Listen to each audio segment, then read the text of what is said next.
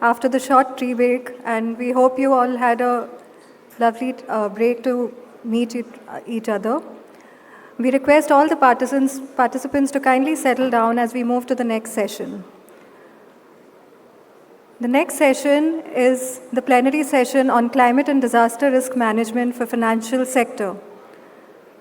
The plenary will focus on the significance and future landscape of climate risk management in the financial sector. Given the urgent need to catalyze climate risk management for finance institutions and national banks to mobilize adaptation finance, the discussion will focus on the challenges for integrating risk, including limitations in data availability, regularity standards, and capacity. It will also delve into emerging approaches to improve risk management in the financial sector for addressing the impacts of disasters and climate change. This session comprises two segments. The plenary discussion centered on climate and disaster risk management within the financial sector, followed by a dialogue and a showcase of the Global Infrastructure Risk Model and Resilience Index. I welcome all the distinguished panelists and the moderator to the stage of this session.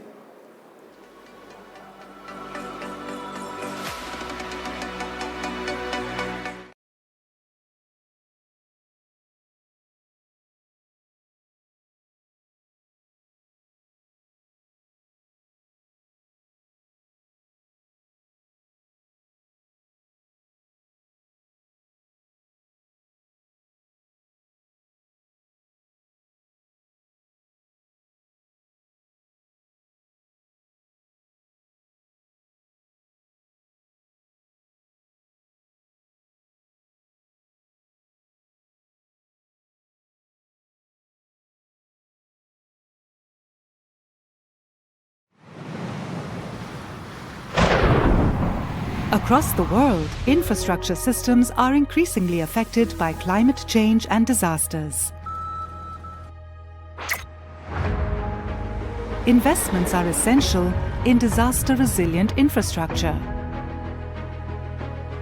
But to invest, banks and financial institutions need to understand the risks posed to investments across their portfolios from climate change and disasters.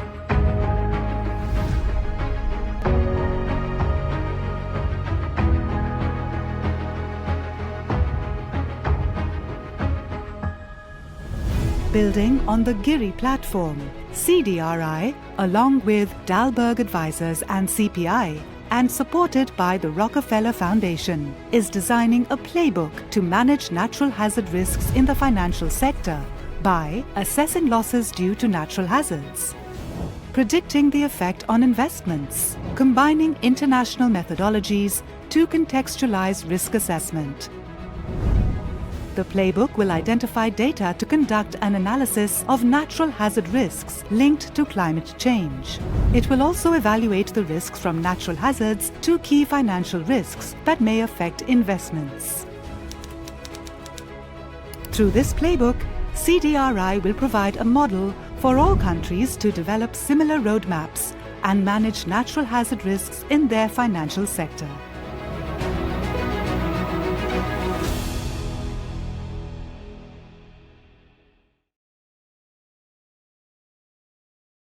This plenary session will be moderated by Mr. Govindraj Ethiraj. Mr. Govindraj Ethiraj is the founder and editor of India Spend and founder and podcast host of The Core Report. Mr. Govind Ethiraj is a television and print journalist who has reported and written on Indian business for over 25 years. He is a media executive and entrepreneur whose public interest journalism ventures use data to tell stories in areas like health, education, and climate, as well as safeguard the transparency, accuracy, and incredibility of news.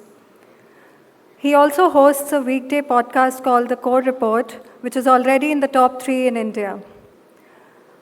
Earlier, he founded boomlive.in, an independent journalism initiative that fights misinformation and explains issues with the larger objective of making the internet safer.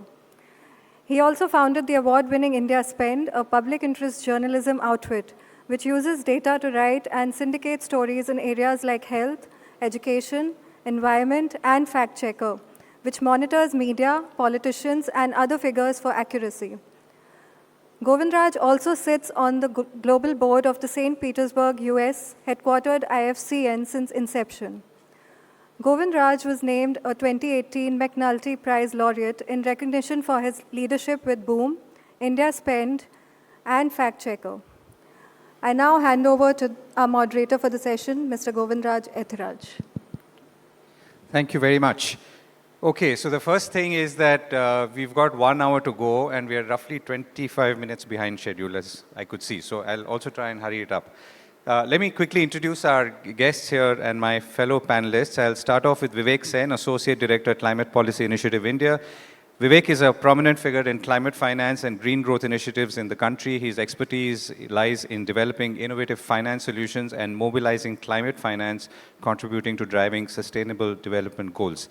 Smita Hari, to my left, is President India of Octus ESG. She's a finance professional and with experience across corporate banking, investment banking, sustainable finance, ESG, and impact investment. She holds a certification in sustainability and climate risks from the GARP and leads India operations for Octus ESG. Okay, and our guests joining in from what I can see, slightly different time zones. Gian-Piero Naki specializes in climate finance, energy efficiency, and circular economy projects across emerging markets with 26 years of experience and expertise in sustainable manufacturing. He's worked across green economy initiatives for many years.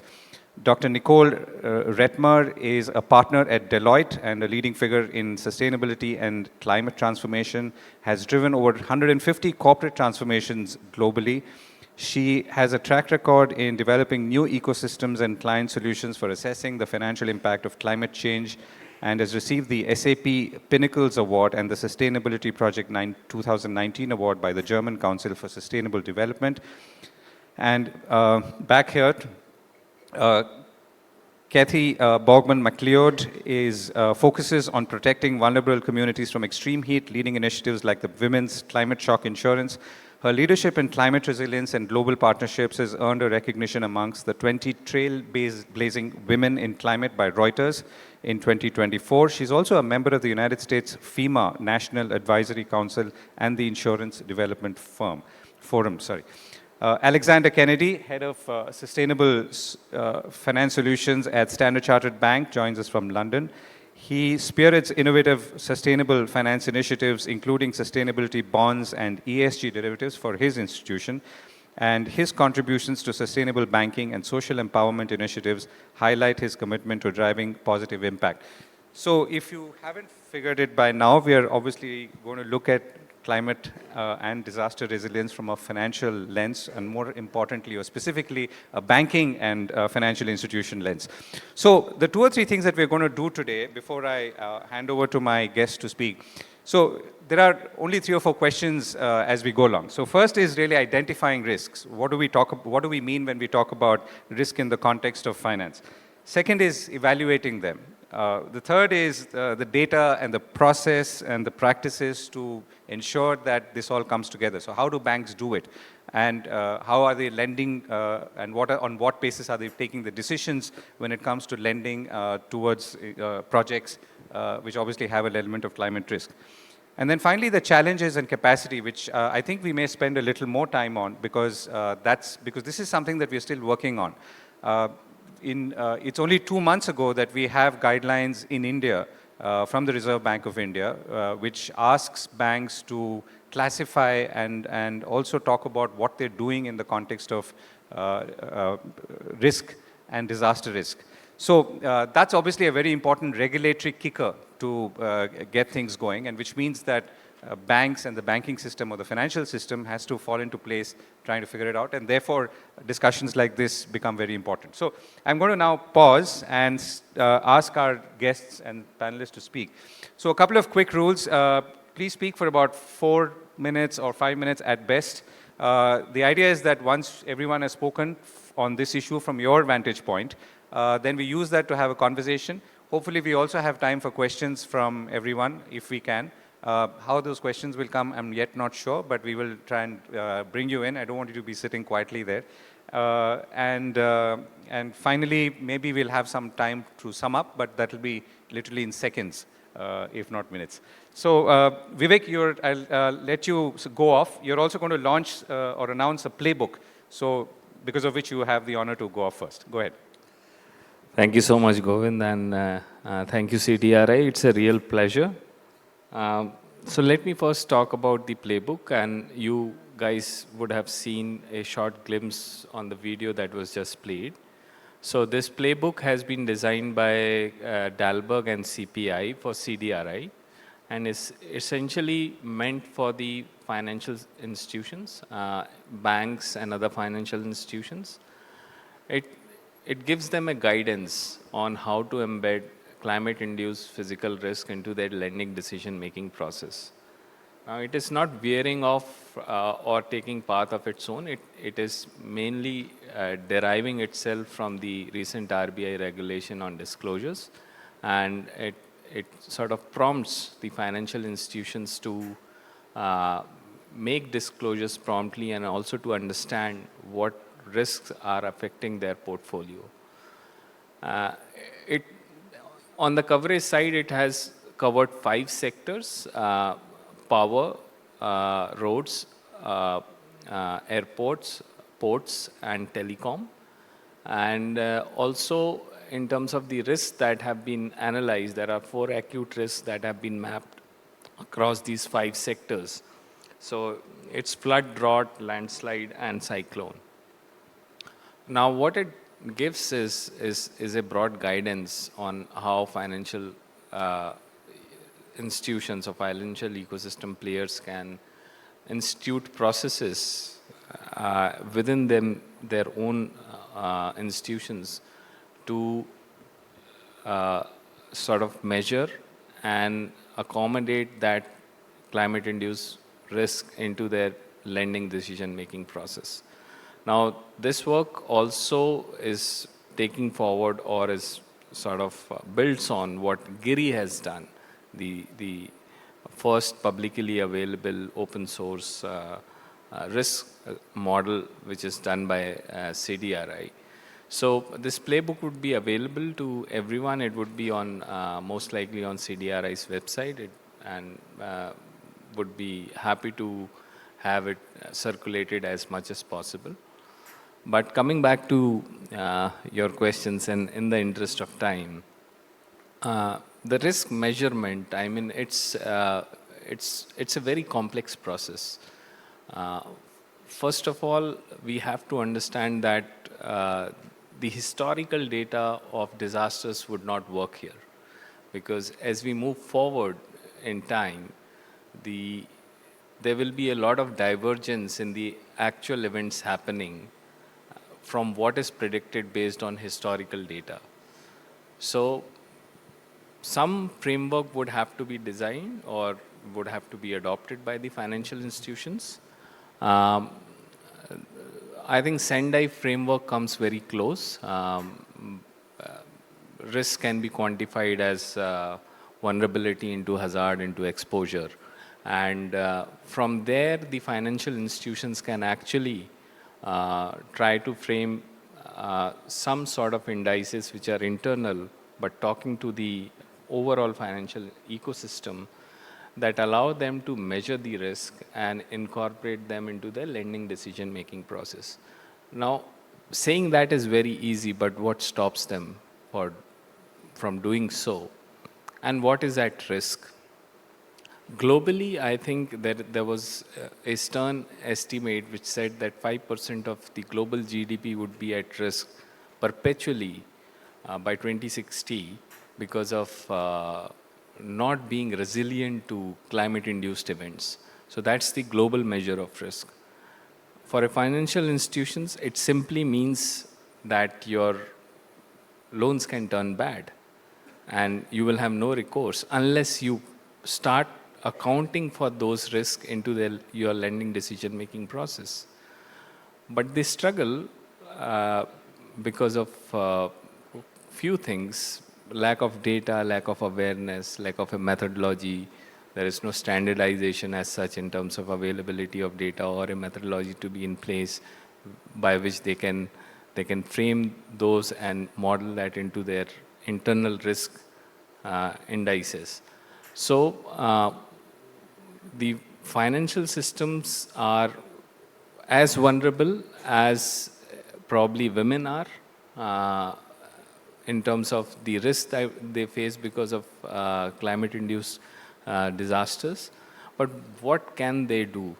So they can prepare themselves, invest into practices that allow them to develop resilience, learn more about disaster risk, vulnerability, use the tools that are available.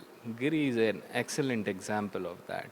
There are private tools also available that gives you a sense of what can be the climate catastrophe that is there and how much it can impact a certain region or a location.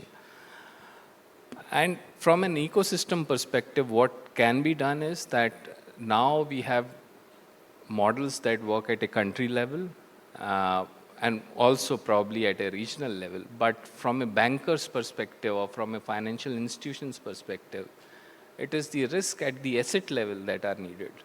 And probably that capability needs to be built in the ecosystem, whereas awareness and adoption of tools and methodologies is something which has to be done by the financial institutions. Stop. Okay, got it. Smita? Yeah. Hi, thank you everybody. Thank you CDRI for inviting us. So I just want to give a broad perspective around climate risks and what they mean for banks and some of the things that have been happening in the, in this space.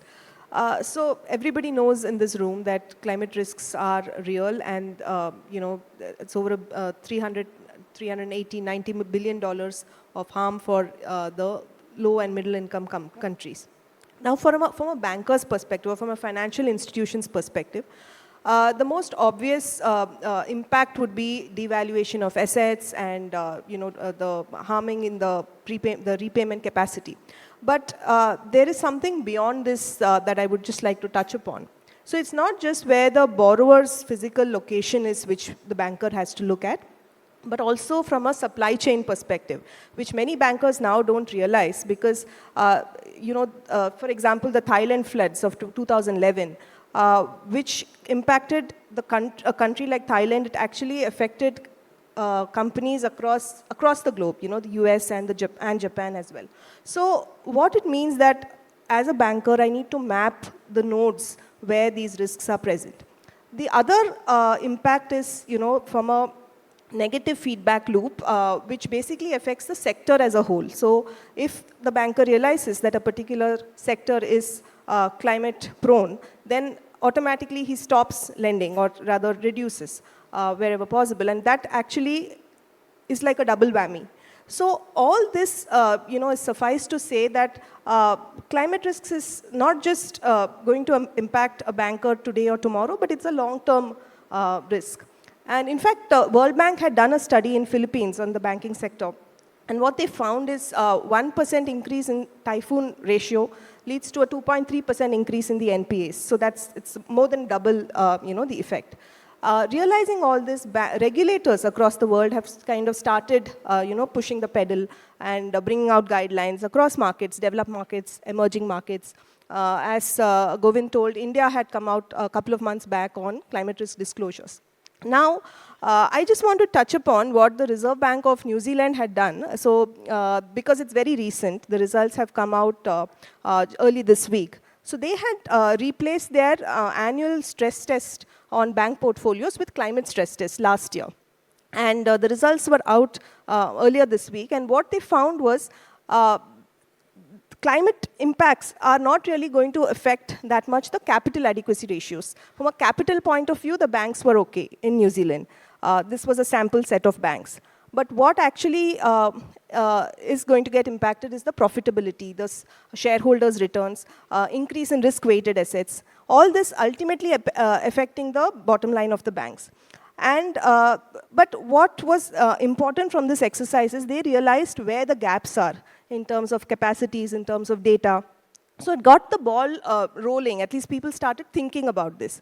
And from an action perspective, the exercise indicated the banks to kind of look at, repricing assets from a climate perspective. So these were some of the, so from a regulator's perspective, when you start pushing the pedal, the banks are nudged to do something, to start thinking on these lines. So there are a lot of examples across the world where banks have started incorporating, climate risks, although in small measures. But the obvious elephant in the room is the availability of data as well as capacities. So tools like platforms like ICDRI, for example, are at a country level, but as Vivek mentioned, how can I translate that to an asset level? So that is the next, kind of step. And from a capacities perspective, Govind, you had mentioned, which is probably we'll delve deeper later, but that is something which comes out in our multiple interactions with banks, that capacities is something which has to be built at a systemic, at an institutional and individual level. The frontline officer in a bank needs to know what this means, So that realization is still a little away from emerging market banks. So I think I'll stop here and maybe come back to these points later. So you work with a lot of banks and you build capacity, as in you're trying to help them understand what this whole area of risk is about in the context of climate, and then what they should be doing about it. So has your business grown in the last few years, or are you still struggling to? So I would say that the awareness has increased quite a bit. So when we started off about 3 years back interacting with banks on these topics, there was a lot of resistance even to come for programs not funded by banks themselves. That has changed over the past 2-3 years. So there's a lot of awareness, there's a lot of curiosity because the RBI regulator is actually telling them to do these things, but still a little while away from where we can say we are, Okay. Can I ask Gian Piero Nasi to take over? Thank you very much, Govind. I hope you can hear me well. And thank you for the invitation. It's really a pleasure to be here with you today, even if virtually only. I'd like to perhaps start with a couple of considerations on the basis of what the previous speakers talked about. So at ICDRI, we operate in a very diverse region that goes from roughly Estonia to Egypt, from Morocco to Mongolia, so very diverse markets. But let's say there is a characteristics there that, let's say, the climate risks are still not fully understood.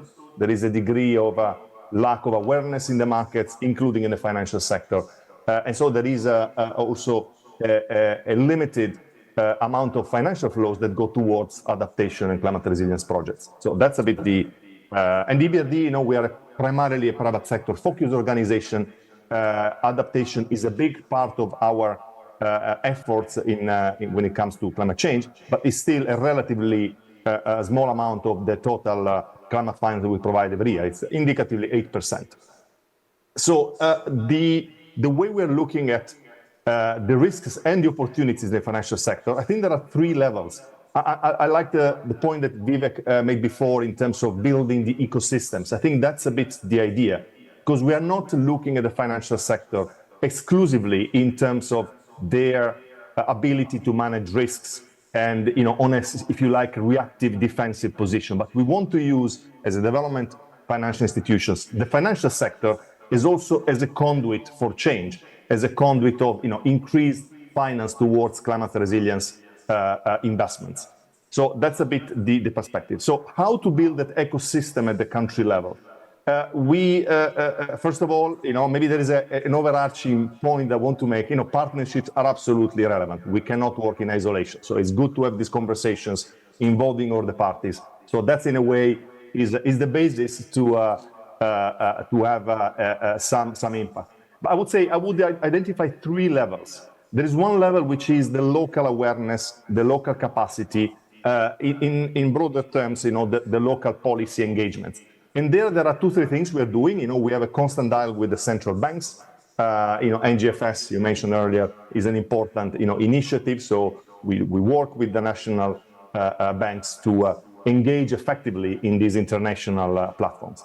But there is also an element of more grassroots, if you like, awareness and capacity building. You may all be aware of the Chapter Zero program that brings together non-executive director and is designed to share knowledge, best practice, and experience, and brings together, different parts of the economy. Is the financial sector, is the corporates, is perhaps the energy utilities. So we've been working with the Climate Governance Initiative to establish Chapter Zero initiatives in a number of countries. Recently in Turkey, in Egypt, in Ukraine, the Caucasus. So we think it's very important to create this local initiative, again, to build awareness and capacity. There is a second level, which is very important, is also about our lending policy and the way we interact with financial institutions. As of 1st of January 2023, all our lending is aligned with the principles of the Paris Agreement, which means that we introduce checks and reviews and making sure that, let's say, our money is not, how should I say, is in line with the objective of the Paris Agreement, including the money and the finance we provide to financial institutions. This means an engagement with our partner banks on supporting them in introducing climate risk considerations in the way they look at their business, in their portfolio, and goes up to the extent of working with them in improving their disclosure practices and their risk management practices. So we work with them with what we call transition plans. So this is, in a way, an engagement that entails the support to identify what type of steps they need to take in order to incorporate climate risk management practices within their operation. And perhaps the third level is about, as I mentioned before, we want to use financial institutions to provide climate resilience finance to support their clients in improving their capacity to manage climate risks. So in this respect, we're also working on creating specific financial products. And I can give you a couple of examples. We have credit lines that goes to SMEs that include technologies and solutions that address climate resilience objectives. We've been issuing as a financial institution ourselves climate resilience bonds. So it's also creating examples of how capital market can be used to enhance and increase climate adaptation finance. But also we are exploring new instruments, result-based finance, conditional lending, for example, sustainability linked loans, which introduce performance KPIs that, let's say, are designed to achieve climate resilience outcomes. So we believe that it's important to operate along these levels to indeed, create this ecosystem of practices, knowledge, experience that gradually will improve the way financial institutions are not only able to manage risks, but also become an agent of transformation in their markets.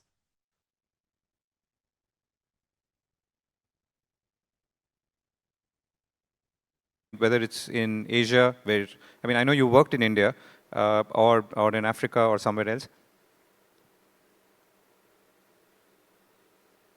Sorry, I think I missed the question because for a moment the sound went off. Yeah. Again, I think we can't hear from remote. Okay, now it's good. Yeah. So my question was: is there an illustration to what you've just talked about, either in the context of India, where you worked before, or in Africa or Middle East?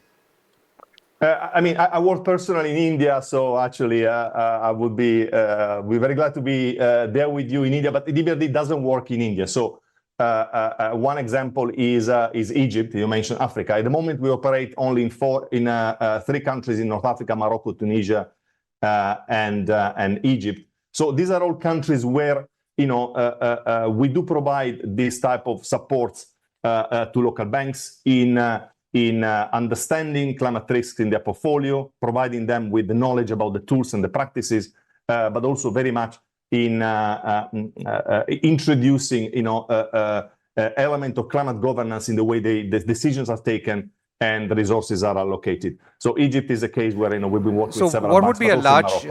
Right. So what would be a large project that you're working on right now, let's say in Egypt? When it comes to the financial sector, you mean, or? Well, in Egypt, we launched last year, this Chapter Zero, which was a big event because, again, including several non-executive directors from the corporate sector, financial institution, and this triggered, a quite substantial engagement in terms of initiatives, in terms of roundtables, in terms of sharing experience. So that is a good example. But also maybe one that is quite specific. We have something which we call Green Technology Selector, so which is business-to-business platform, is open platform where basically we identify technologies, broadly speaking, in mitigations, in energy efficiency, and in adaptation that can be used to support local banks prioritizing climate-related investments, and also identify, create, if you like, a platform to increase market penetration of these technology and practices. And we tend to link our credit lines to this, if you like, how should I say, program, and to accelerate, if you like, and facilitate the way local banks identify and support specific technologies, particularly in the SME sector. Got it. Okay. Dr. Ratmar, I think it's over to you.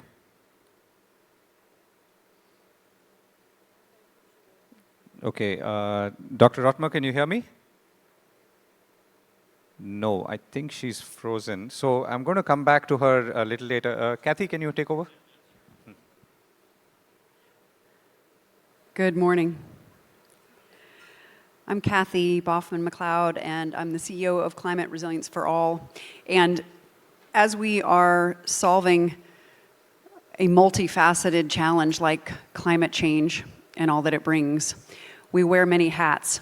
And so one thing that wasn't mentioned in my bio is that I was the global executive for environmental and social risk at Bank of America. And so my organization today is focused on protecting women in vulnerable communities from extreme heat. But I also played the role of designing and leading the first task force for climate-related financial disclosures report for Bank of America. And one of the things that I want to bring us to something very specific for just a few minutes, and when you come to something as rich in content as an ICDRI event, there are so many things that you hear. I want you to remember one thing from my intervention, and that is that extreme heat is a material risk for financial institutions, and that there are many, many solutions. But the biggest thing to understand is that we don't understand the size and shape and depth and quantified impact of extreme heat. We have the beginnings of an understanding of it. But when you think about this from a financial institution, how would you measure it?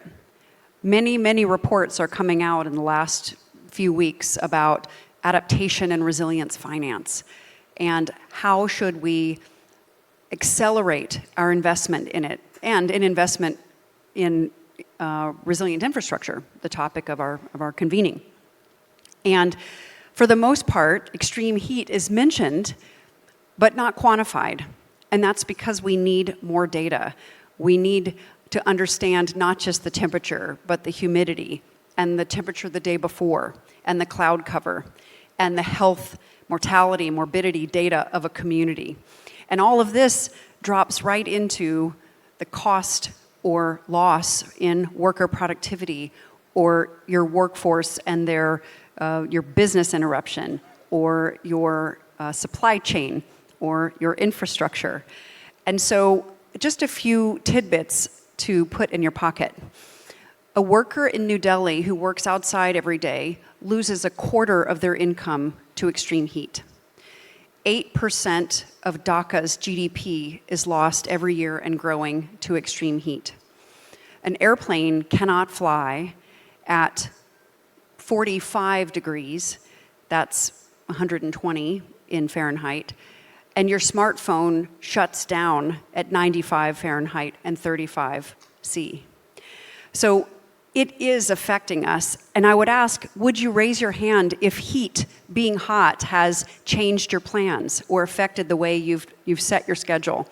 Has anyone changed their travel plans because it's too hot? Do your kids play outside less? Do you think about when you're going to do something? You do it a little earlier or a little bit later.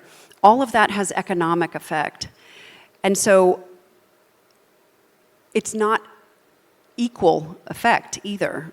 It has disproportionate impact on low-income workers, and particularly, just like Kanta Singh said this morning, on women.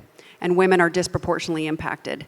And when women make so many economic decisions and are big drivers in the economy, that's costing. And so how would a bank assess the cost of heat? And so while we know there are many solutions, including built environment solutions and early warning systems that are based on health, and so many technological solutions in addition to nature-based solutions, which are some of the most cost-effective solutions. How do we price them? How do we know the worker productivity losses we face? And so the work ahead is to quickly get the data that we need. 61,000 Europeans died in the summer of 2022, and all of those deaths were avoidable.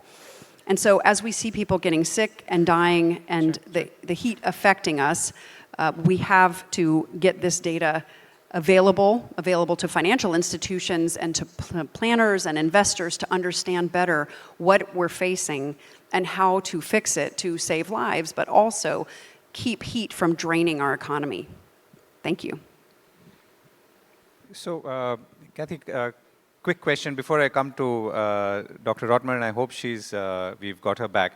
So one is that I liked a statement that you made. You said that when women are resilient, we are all resilient. And I mean, I can see how that relates to what you said just now.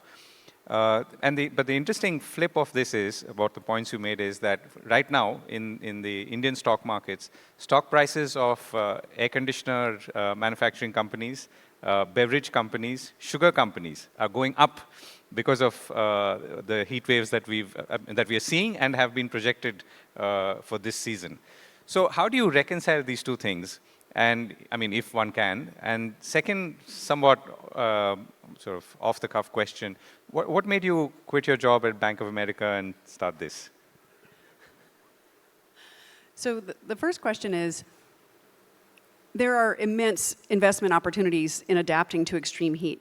And extreme heat is one topic and cooling is another. And the need for cold chain and chillers and air conditioning is growing. And so climate-friendly, efficient cooling machines are going to be very, very popular. Our need for understanding the risks that we face, whether that's in a construction site. You know, we work closely with a big engineering firm, and they have told us that they spend 10% more on managing extreme heat and managing health of their workers on their construction projects.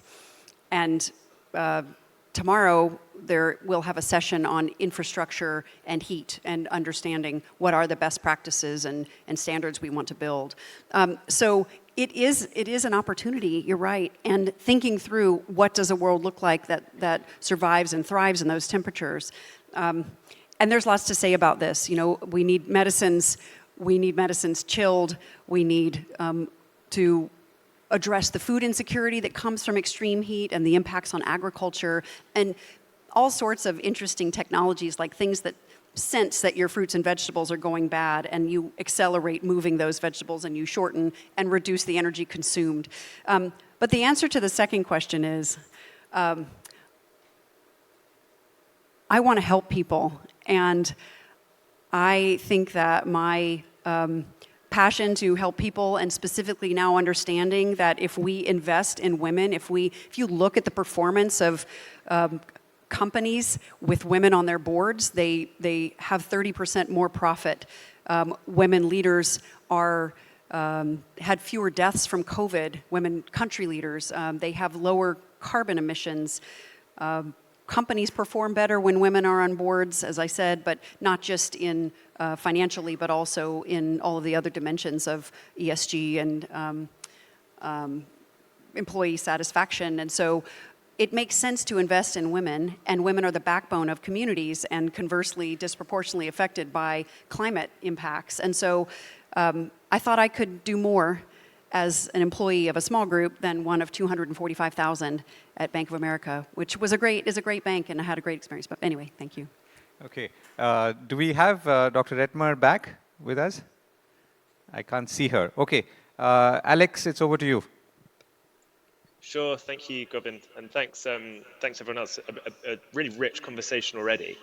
I'm just going to frame this in Standard Chartered and kind of what we do, and then bring it onto the kind of topic of risk and opportunity, and to tug on some things that Kathy in particular has said, which were incredibly interesting. So, adaptation resilience is of huge importance for Standard Chartered, but why? We are an emerging markets bank, right? 85% of our sustainable finance assets located in Asia, Africa, Middle East. And as we all know, it's in these regions that extreme weather, climate-related natural hazards hit people and businesses the hardest. Interesting fact, if you look at Standard Chartered's footprint, we are, as I said, broadly low income, but more interestingly, 90% coastal. So adaptation, resilience, biodiversity, all of these are huge risks, but also big opportunities. And really, the markets we operate in require significant investment to allow communities to thrive and survive, as Kathy said. And kind of based on the reality of the climate impacts we've experienced today, it's there that we need to be investing, right? So Standard Chartered's ability to mobilize capital in developed markets and deploy it in developing markets is the reason that I work at Standard Chartered, Govind, in case you were going to ask. I feel that kind of unlocking of climate investment is massively urgent, right? We all know the figures. The adaptation gap is huge. Climate-related disasters are estimated to cost like $330 billion per year, and that's just the tip of the iceberg. You know, when you drill down into some of the stuff that Kathy was talking about in terms of the kind of costs on people's lives, actually, we don't have an idea what the cost is. It's huge. I think an interesting fact for me on risk and opportunity is actually in terms of what we need to do and the emissions and heating that is baked in terms of what's happening between now and let's say 2030, 2035, 2040, there is really great certainty around the near-term trajectory of climate change and the demand drivers for climate resilience, right? And these are uncorrelated and very independent from other market forces. So we know where we need to act and what we need to do. I think bringing risk and opportunity together, what we did a year and a half ago is publish a report called The Adaptation Economy. And what it did is rather than saying it's all doom and gloom, like there's no point, whatever, we looked at the cost benefit analysis of adaptation and resilience investments. And what I mean by that is, what does a dollar spent today do for the future? What is the cost save that you can lock in the future by investing $1 today? And we did that in our kind of top 10 markets that were exposed to climate risk. So the Indias, Pakistan, Bangladesh, Kenya, Ghana, Nigeria, UAE, etc. And actually, the average was $1 invested now will cost save a government up to $12 by 2040, right? So the case for adaptation and resilience investment isn't now, oh, these are not profitable, or it's the job of the government, or it will never make any money. Actually, what this is saying is if you invest now, you save money in the future. What we then published 2 weeks ago is the Guide for Adaptation and Resilience Finance. So what this does is sets out loads of investable opportunities and a bit of a kind of guide for the private sector as to how we can drive capital towards adaptation and resilience in emerging markets. And it then builds on that research, right?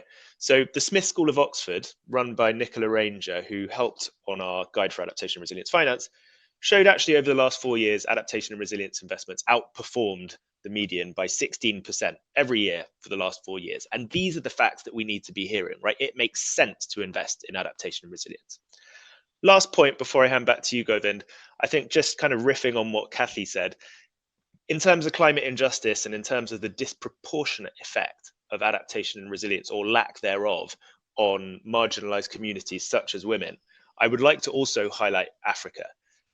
Africa is kind of home for us. Some of our kind of key core footprint markets are there. Africa contributed less than 5% towards global emissions in history, right? But it will be the continent that is hit the hardest by the lack of adaptation and resilience. It's home to the biggest coastal megacities that are growing at such a rate, but also coastal erosion means that those cities are at risk, and these are vital trading partners for us. So in order to kind of be able to weather those systemic shocks, we need to invest in adaptation and resilience and turn that kind of climate risk assessment into climate opportunity.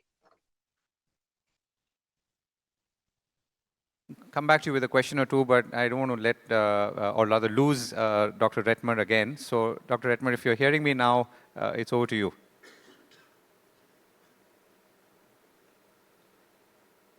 Okay, she's not. Okay, Alex, let me come back to with a quick question. I was seeing on your website that your the size of your assets, sustainability assets, have grown to almost $14 billion now. This was last year, and this had grown 30%. So when you say sustainable finance assets, what does that mean? And what would be, let's say, examples of the top 2 or 3 projects that you would be lending to and would fall under this definition?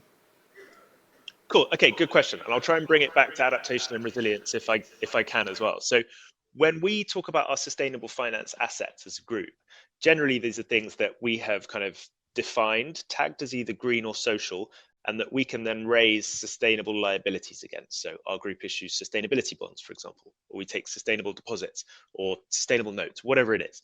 Now, our green and social assets are defined by our green and sustainable product framework, which is a kind of publicly available document that states what we call green, social, etc. And yes, you're right. These have grown kind of 30% year on year. I think the last count was $17 or $18 billion.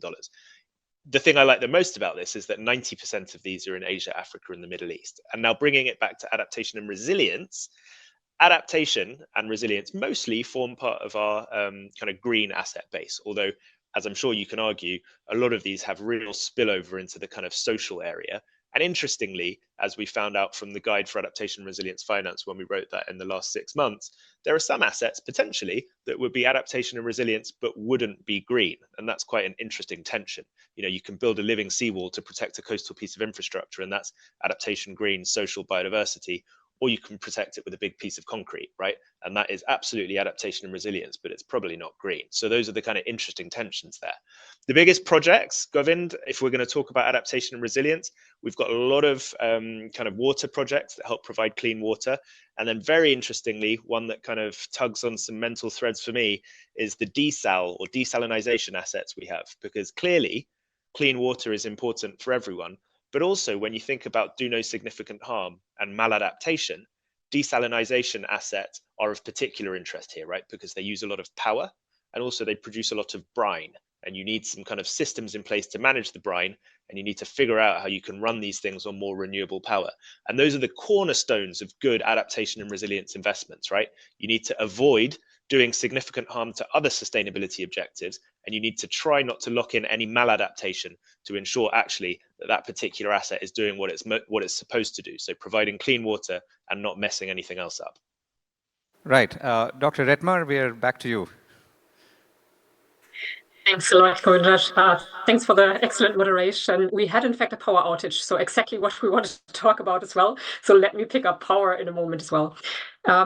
We heard that already. If we look at recent World Bank publications, they estimate that till 2026, there's a 2 trillion investment and financing need coming up in adaptation, right? So I think we're all aware that it's an opportunity story.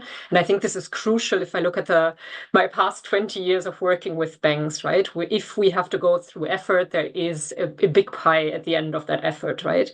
So where do we see the challenges? The first one that tends to come up is the question around, do I have a risk or not? And the guiding principle, ever since the TCFD was invigorated, has to be materiality. So how do we understand materiality? I've seen so many clients spending tons of time around understanding hazards and their drivers and vulnerabilities to hazards, but that doesn't necessarily mean it's a financial impact. So the first question is really, where does my money lie? Where do I really have financial impact, independent of whether the hazard is supposed, depending on the data that you use, to increase by 200%, 500%, or 20%, because the 20% might be a lot more relevant than the 500, given your exposure. This links to the second question around what is my specific portfolio. We all, I think by now have understood, we need to go down to the sector level, at least the sector level. So what is really in? So which questions am I trying to answer? If I have a certain sector portfolio, there might be hazards I can simply ignore. So I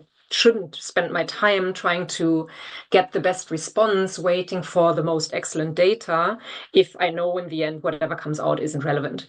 Going to the infrastructure point, typically when you look at infrastructure financing, there's very, very strong methods in place, a lot stronger than you would see in the corporate sector, around risk assessments for this one piece of infrastructure.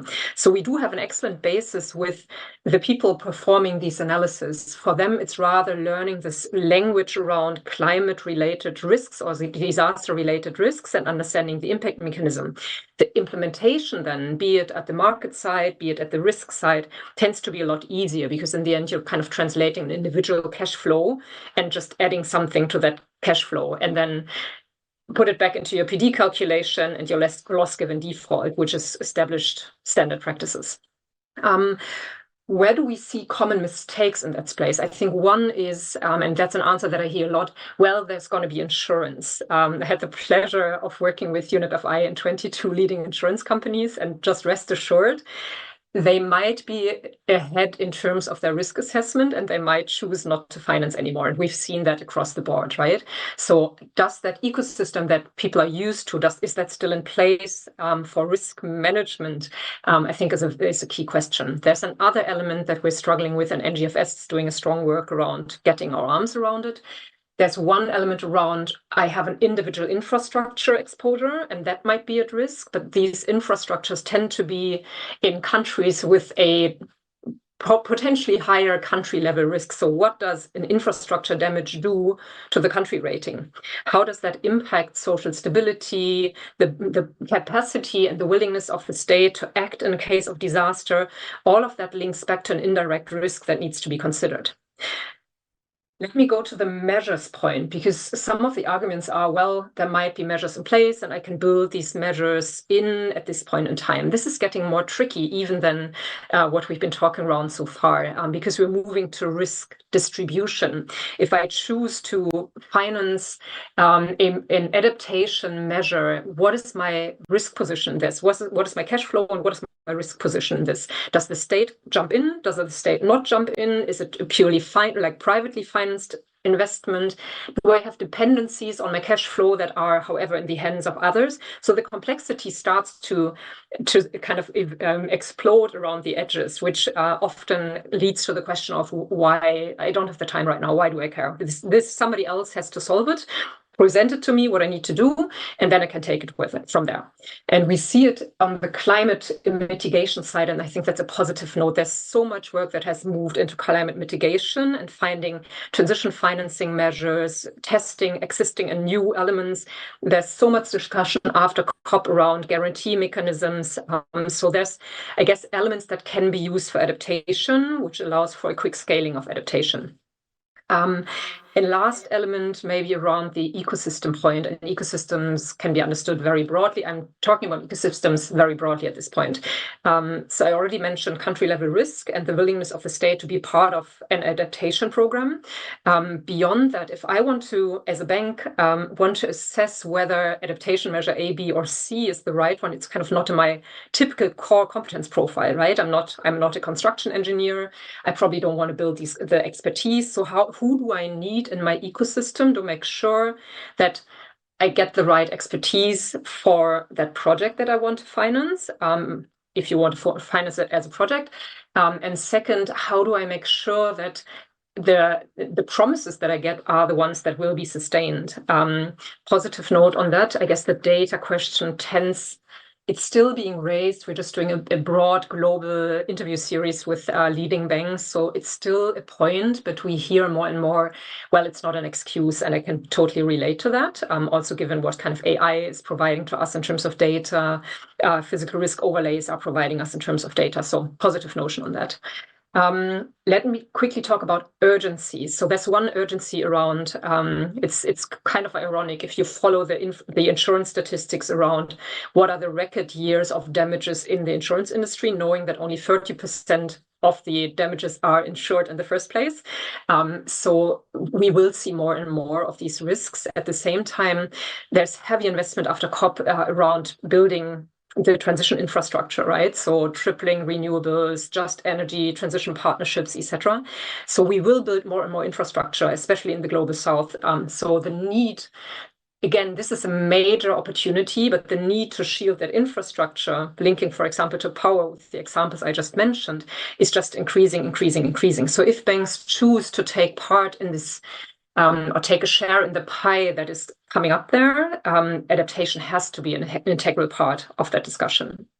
Last point, Alex, echoing what you said, we're not operating on an island, right? So there's at least a significant social link that we need to consider. So how do we deal with this? There is at least a significant biodiversity nature linked to that. So a new opportunity in nature-based assets, which we also see in the global south and recent regulations. And there's a lot more interconnection points. Jean-Pierre, you mentioned circularity. So this will change business cases again, right? Infrastructure requirements again, which is another overlay. But I take that out, and I guess my petitum for banks would be, don't hesitate because you don't have the right data. Make sure that whenever you're investing, give your teams the right kind of initial risk assessment in the first place, and just be sure that you build your ecosystems and you're acting in a broader ecosystem when you start financing or when you extend your financing, especially in the global south. Thank you. Thank you. Alex, did you want to come in on something?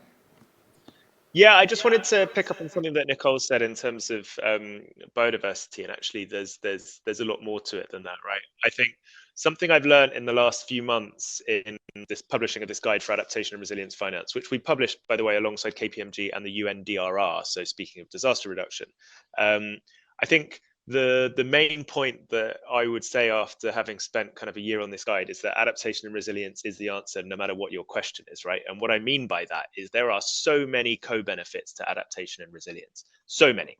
Generally, when you think something is adaptation and resilience finance and you think it's only that, it's not. It's green, it's biodiversity, it's social, it's something else.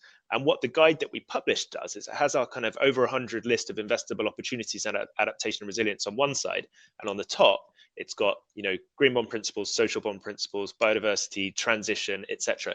So if you care about biodiversity and you're running a biodiversity fund, you can check actually how much of my holdings are biodiversity and how much of them also are co-benefits with adaptation and resilience or with something else. And I think actually when you make something everyone else's problem, we can really figure out how we can crowd that private sector capital en masse towards adaptation and resilience, because chances are it's doing something else as well. Okay, so questions from folks here to our panel? Anyone? Okay, so while you think about it, let me, a couple of quick questions, and Vivek, let me come back to you. So a lot of this boils down to pricing, right? I mean, it is, if you price your risk effectively, it's like getting a loan at 8% versus 18%. And at 8, there are fewer people willing to pay 18%, but they're willing to. So how does this situation or scenario change? And how is it changing, Raju? That's a tricky question, to be honest. I mean, typically, the bankers or the financial institutions price their risk according to how the ecosystem is moving and how the response to their portfolios, what response they are receiving. In the events of defaults, they use certain parameters or indicators, say value at risk or cash flow at risk, to assess the impact of those defaults on their portfolio. But for climate-induced risk, probably something called climate VAR would have to be developed. The traditional VAR method wouldn't work. Something additional will have to be added to that. Also to point out that the bankers would now have to engage more frequently into scenario analysis and stress testing. because that's the only way they can periodically check how their portfolio or how their assets are behaving. But I think, as Smita was saying, now it's a regulatory requirement as well. It's a regulatory requirement, but there is lack of data. So something called climate war kind of a situation doesn't exist. A traditional war happens, right? That's a normal practice.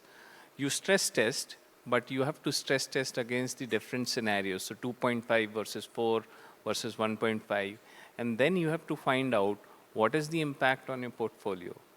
Now, for example, Bowen did a research, and he said in a business as usual scenario at a 2.5 degree curve, the climate-induced war can be 1.8% on any financial institution. Now, that's a huge number. So you add that up to your traditional model and then price your risk. So that's one of the ways of doing it. Okay, Smita, do you want to jump in on this?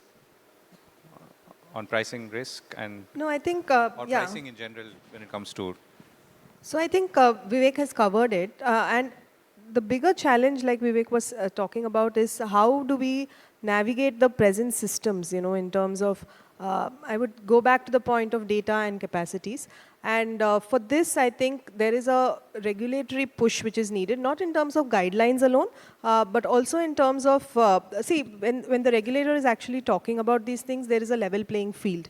The borrower is not inclined to go to a bank who is not asking this data, because that's the natural tendency. So any banker we talk to, they say, why do we have to do it? Because the borrower will go to some other bank, and I'm going to lose out my business. So to make it a business case, and because banking is so regulated, the push has to come from the regulator.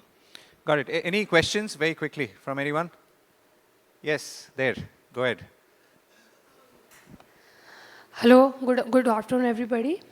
Thank you, panel, for sharing your views and such an amazing experience. My name is Hemlata. I am a scientist from India Med Department.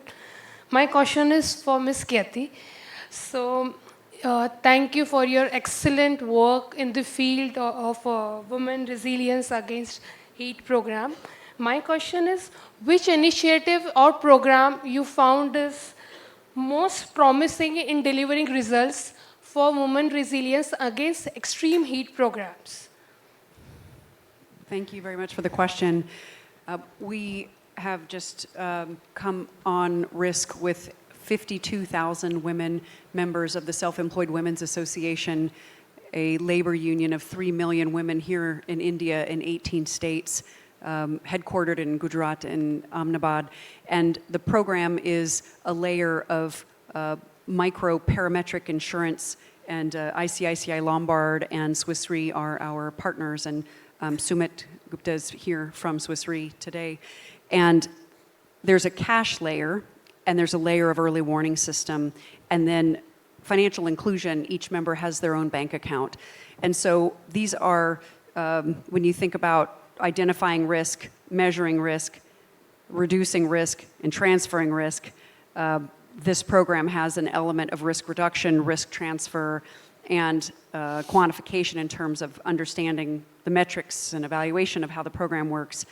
And so this is the second year of the program. We've added a cash layer at the lower temperatures because heat is, even at the lower temperatures, still impacting women's income. And the key is to sustain or grow women's income and choice and opportunity.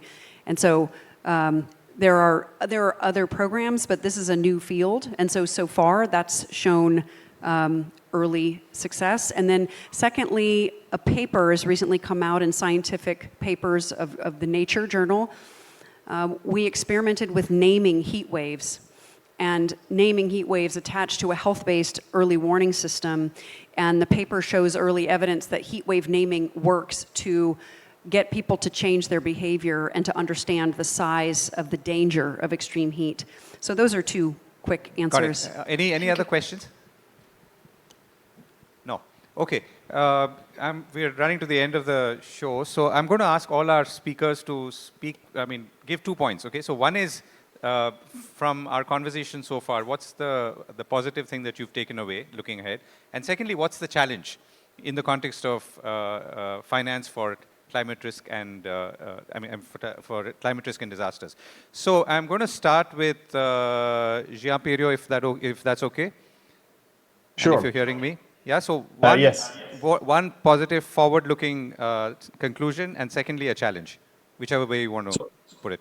The positive conclusion is that there's been a huge acceleration in understanding and the awareness and the level of activity in the financial sector and beyond. So, and I think this acceleration is not going to stop. So that's very positive and is observable. The other point I want to make, we talked about sectoral risk, we talked about best practice. But one point which is very important is about interdependencies, across sectors and across themes. And I'll give you one example.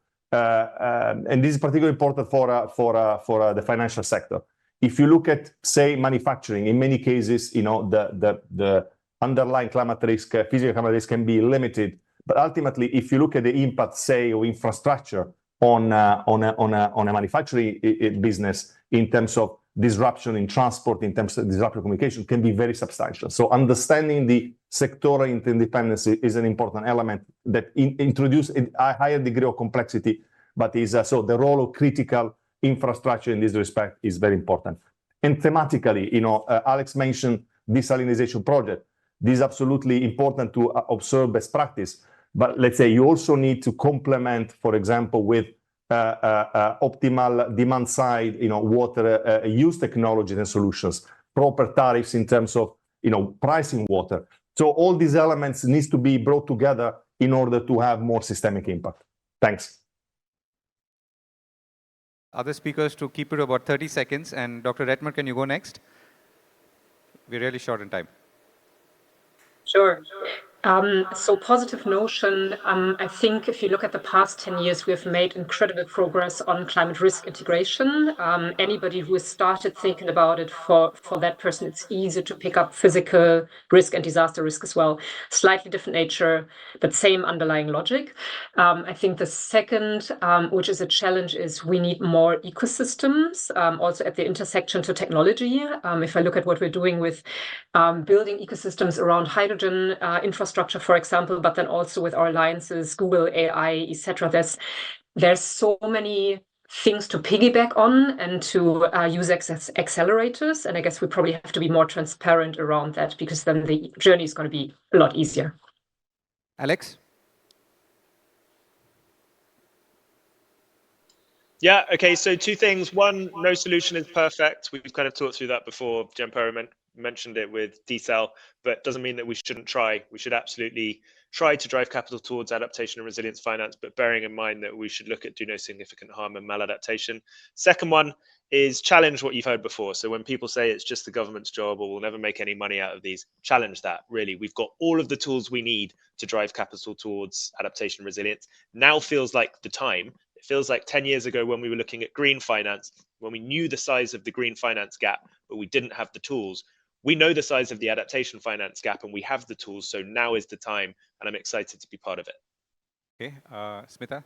Yeah, the positive note is climate change is not just risks, it's also opens up a lot of opportunities for financial institutions to innovate on products, structures, and tap this whole space, as our previous speakers also spoke about. And I think there needs to be a more partnership, stakeholder consultations, working together, because it's such a complex space and everybody's learning. And that seems to be one of the strong underlying themes of this today. Session, yeah. Vivek? So and then Kathy, last word. Yeah. The positive thing that I took is that financial institutions have opportunities, build back better. That means they will have avenues to spend once the disaster has stuck. So rehabilitation. And the challenge that I see is lack of data. Okay, Kathy? The opportunity, we need to put disaster risk financing and insurance into the capital stack for adaptation and resilience. Think about this as a comprehensive capital stack. We're going to have to use lots of different parts of capital to maximize this opportunity. I'm not going to say there's a challenge. We have everything we need to do this.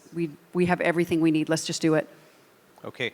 Thank you very much. We've run out of time completely, so I'm not going to press further with any conclusions or concluding statements. Thank you to CDRI for inviting me as well, and may I hand it back to the Master of Ceremonies.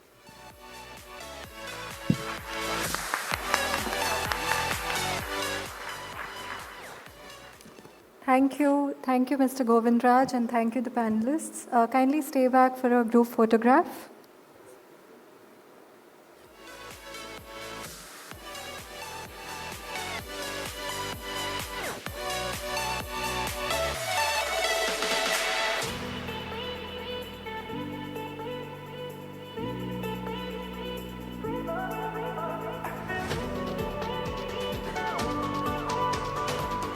We now will present of certificates for all the panelists.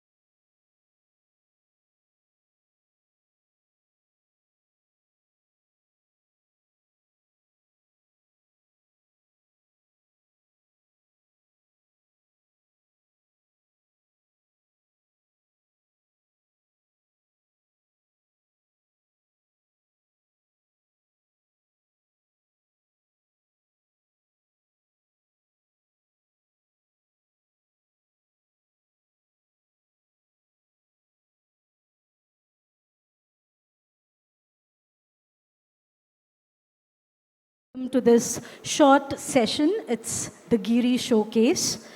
ICDRI, as you all may be aware, is the Global Infrastructure Risk Model and Resilience Index.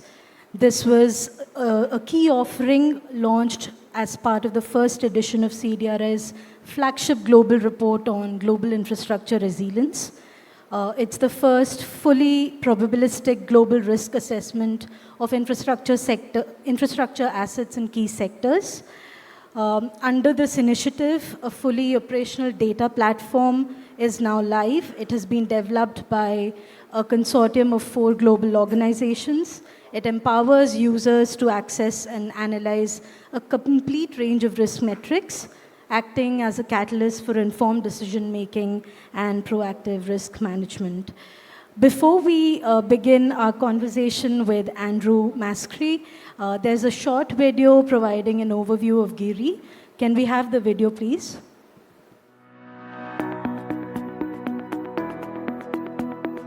GIRI is a tool for policymakers and investors to understand potential risks to their country's infrastructure.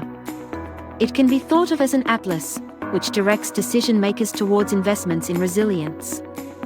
In Bangladesh, for example, GIRI shows that investments in resilience to floods would help to protect essential services. In Chile, meanwhile, GIRI highlights the need for the power sector to be resilient to earthquakes.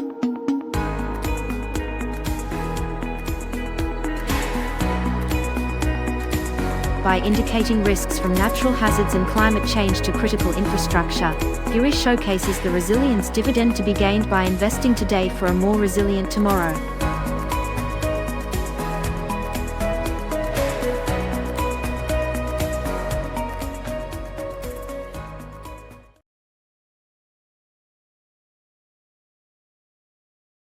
Andrew Maskry, the discussant for today. Andrew is an urban planner. He holds a doctorate in disaster risk management and a postgraduate degree in geographical information systems. He has worked as the chief of the Disaster Reduction and Recovery Unit at UNDP and has been the coordinator of the United Nations Global Assessment Report on Disaster Risk Reduction, the GAR report, producing 5 editions of GAR between 2009 and 2017. He has worked as an advisor to the Council of Ministries of the Government of Peru, the Global Center for Disaster Statistics, the Islamic Development Bank, the Asian Development Bank, amongst others. He was the coordinating lead author for the first edition of CDRI's biennial report and is an advisor for the second edition. So, Andrew, welcome to the discussion. My first question to you would be to really provide insights into the GIRI model itself. Could you talk about the inner workings of GIRI, specifically how it utilizes probabilistic risk assessment to offer a comprehensive understanding of infrastructure risks spanning across different sectors and hazards? Thank you very much, Swapnil. Is this working? Yeah. I'm not going to describe the inner workings, but a little bit like the outer workings, because the outer workings is what people will see. They won't see the inner workings. But a few words about GIRI. The first thing is it is completely probabilistic. So those of you familiar with the way the insurance industry and catastrophe modeling companies address risk, this will be extremely familiar to you because we use basically exactly the same conceptual framework and methodology. The difference is GIRI isn't applied to a specific portfolio of assets. It's applied to, all the infrastructure assets of the world. So I think one of the, let's say 3 characteristics of GIRI I'd like to really emphasize to the user. One is that it covers every single country and territory in the world. It's completely global. It doesn't leave out anywhere. The second thing is we've tried to cover systematically all the principal infrastructure sectors. So it has power and energy, telecommunications, water and wastewater, roads and railways, other transport infrastructure, health and education, and actually housing and the rest of the building stock as well, which is important. And we've tried to cover most, not all, of the principal natural hazards out there. So it covers cyclonic wind, storm surge, flood, landslide, earthquake, and tsunami. There are gaps, we can talk about that later on. But I think for the user, it's for the first time ever, we now actually have figures, quantitative figures, dollar values, of the contingent liability that over the years and the decades we've been building infrastructure has become internalized in the world's infrastructure systems. So I'll stop there because I know you have other questions. Thank you. So you spoke about the GIRI data being a publicly available set of metrics. So your thoughts on how do you envision that GIRI, how could it play a role in influencing policy, investments, and actions of different stakeholder groups who will be users of GIRI. So if you could shed light on that. Thanks, Swapnil. Yes, I mean, I'll refer back to a phrase that Dr. P.K. Mishra used in his introductory speech. He said that if we don't actually strengthen resilience, making new investments is like pouring water into a bamboo basket. You pour the water in and it flows straight out again. And I think what GIRI actually does, it can tell policymakers and planners, if I pour so much water into the basket, this is how much is actually going to flow out, which is really the concept of contingent liability. So if I'm sitting in, let's say the government of Peru, and I want to know what is the contingent liability of my road network to a given hazard, let's say landslides, it can give me that figure. Now, if that figure is, low, it means, future investments, I'll have to probably make some adjustments for resilience, but it's not going to be a huge problem. But if I find out that my contingent liability represents a very high proportion of the asset value or of my expected future investment, it means I'm going to have to look very, very seriously about how I strengthen resilience in that area. So I think it's useful for governments, anyone in charge of public investment in governments or infrastructure planning. It's obviously useful for the private investor as well. We've heard in the last session about, the importance of estimating, risk-adjusted returns, so it can help us do that. I personally, when I've looked at projects funded by some of the multilateral development banks in the past, I've been actually shocked, and this is recent years, of seeing how, risk-adjusted returns do not take into account a lot of these contingent liabilities. So this is so important for us.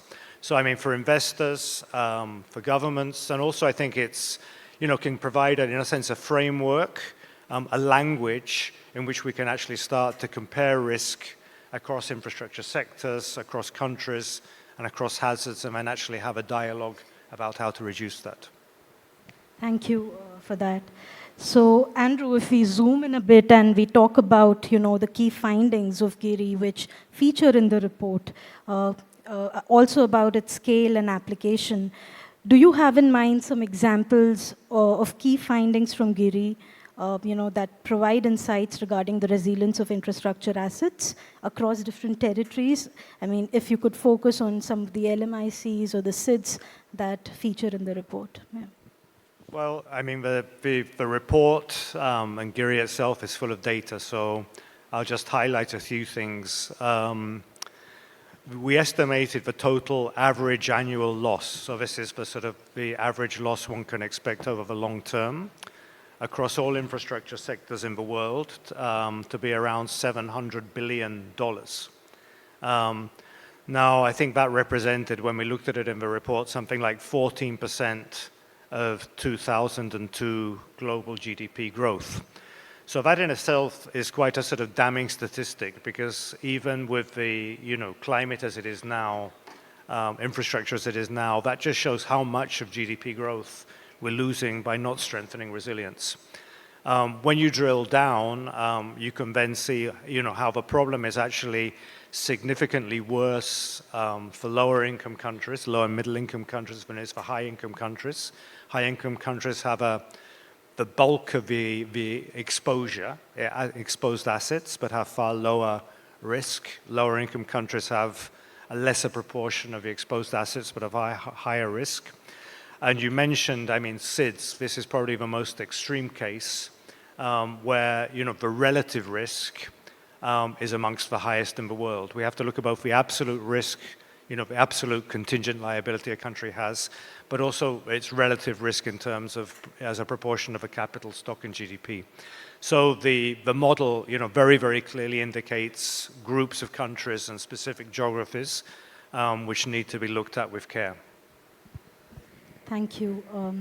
One key piece of work as part of the GIRI initiative was the development of the data platform. done, of course, by the consortium, but led by UNEP Grid. A colleague from UNEP Grid, Andrea De Bono, is also here, and he'll be up on stage in a bit demonstrating the platform to you. But Andrew, one last question to you, if you could, explain the process, because it was a complex process, it was a rigorous process to develop this fully operational data platform. How do you think it will empower users to engage with the platform and use the financial risk metric available in its current version? Well, I mean, the platform's out there, it's completely available, it's completely open. So it's one of the things we wanted to do with this, in a sense, is open the black box. Because a lot of the proprietary models which the insurance industry and others use to estimate risk aren't open to anyone. So I think it's a fantastic opportunity to actually start a debate on risk. I often get asked the question, I mean, are the numbers accurate or not? I mean, they're as accurate as any model is. But I think the objective of the numbers is to actually start a debate about risk, and this is what we really hope happens, risk and resilience. Thank you.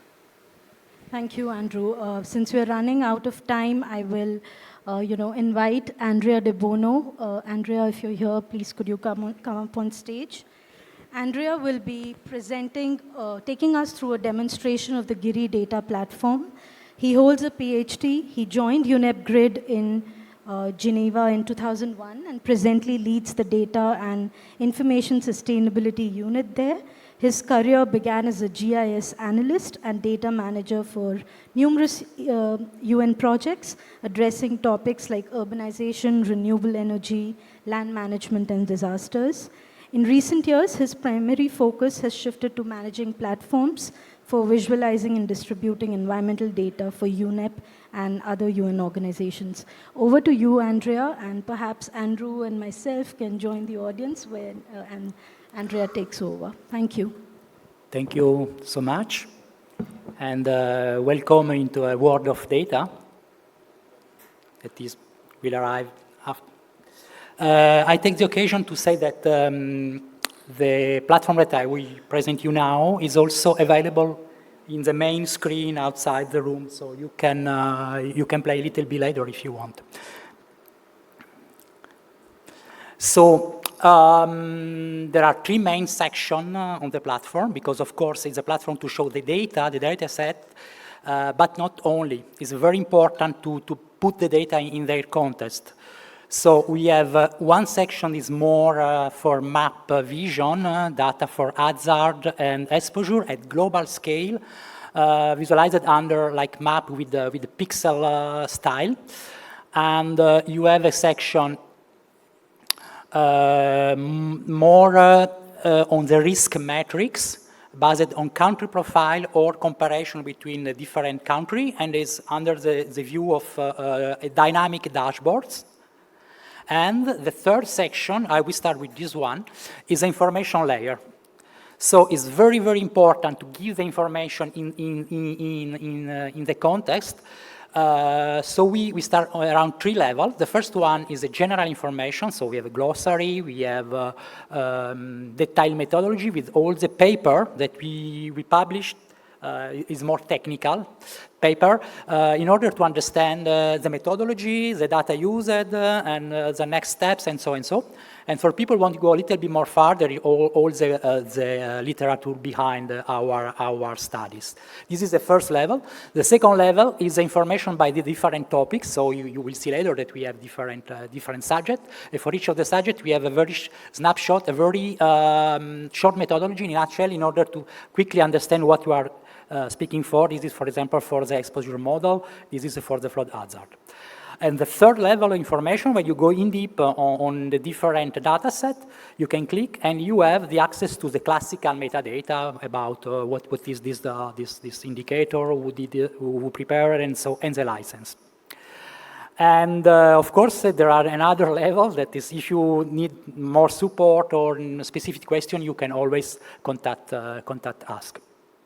So we start with a very, very short tour about the risk matrix. So here is a page. You go in the risk matrix. Here you have a selection of the different topics.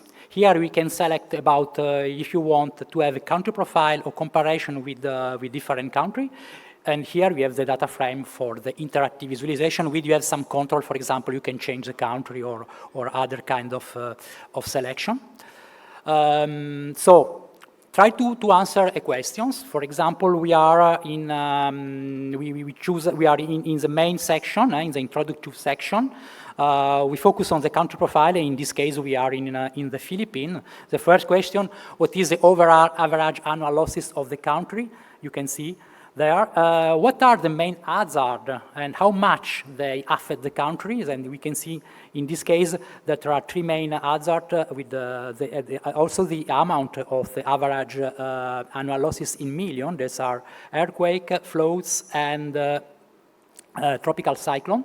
And the third question: how are the main infrastructure affected?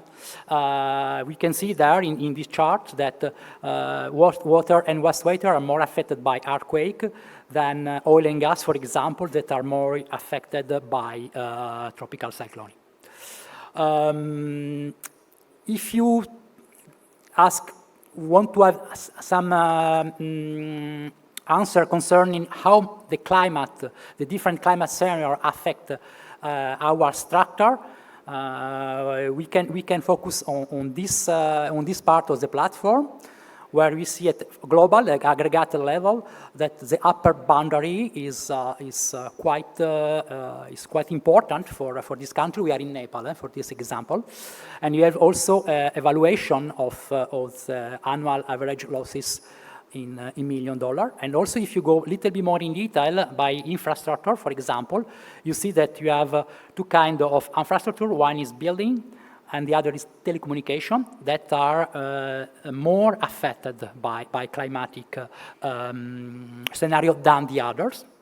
And if you want to go a little bit more in detail, and so we can choose a specific hazard, you have, again, information about the different infrastructure, and also with more detail for each of the infrastructure. So, for example, for power, we have the transmission, the power production, and so and so. And also, we have more detailed risk matrix for each of the different infrastructure, how you can see in the right screen. Here, for cyclonic example, we are always in Philippines. We have the losses caused by wind and the losses caused by surge. Very fast overview concerning the possibility to make comparison between the countries. So you can choose a region or a continent, and inside this continent you can choose a country that have a similar income as classified, defined by the World Bank, and or you can choose different countries as you want, and see, you can see the different. Your country was always Philippines among the other country. What is what's happening? Let's go to the map viewer, to the geospatial section. So you have basically two panels. One is for choosing the different layers, and the other one is for the visualization. There are three types of data manipulation. So we can go in the first screen. We have a selection by the team of the most significant important layers. We have all the list of the layers. It's around more than 100 now, so a lot of. And this is a third section where you create your workspace with your layer in order to make some specific analysis or share with other people. I have a very short animation. Okay, so you can visualize your layers. We are in Ethiopia, and we choose a flood hazard layers. Some information we can play like in classically platform with some parameters like transparency and so on. We zoom a little bit, and we will also add another layers. For example, this is landslides. Also, we can add the basic information. Now we will fly a little bit. We have a possibility to have a 3D models and zoom a lot.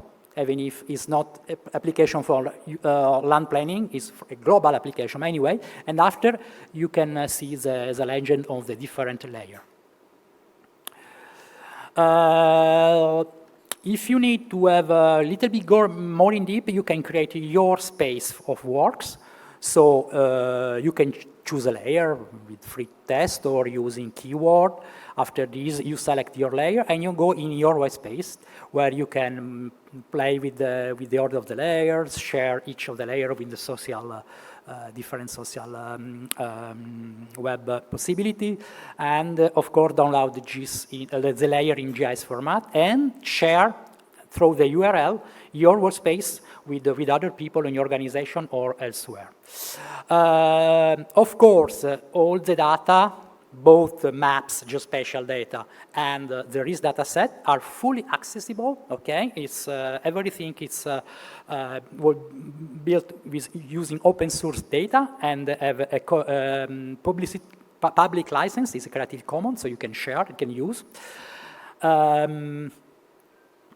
The next steps will be, after the launch of the platform was done in the COP28, we had a lot of very intensive phases of feedback between the CDRI teams and external person. So, but we have some more wishes that we want to apply to the future version of the platform. So we are the next steps are ongoing. As very last slide, is only to show you that everything is built using open source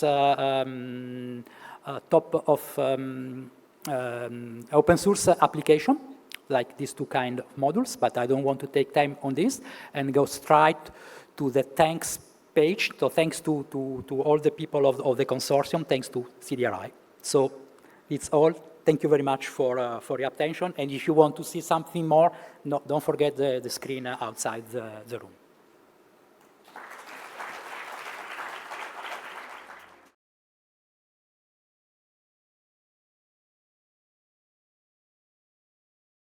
Of the Global Infrastructure Risk Model and Resilience Index.